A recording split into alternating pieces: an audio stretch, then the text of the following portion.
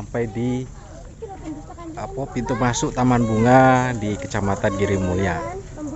Jadi kalau mau ke sini, mau berwisata bersama keluarga, cukup Rp5.000. Jadi bagi teman-teman yang belum pernah ke sini, silahkan merapat ke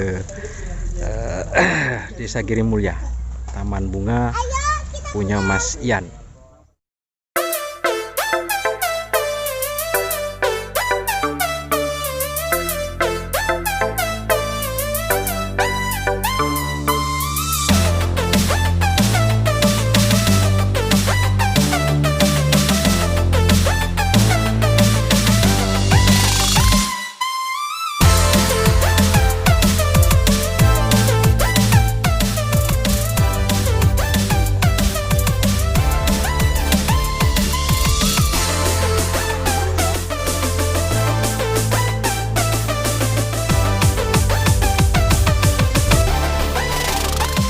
Di mana, Dek?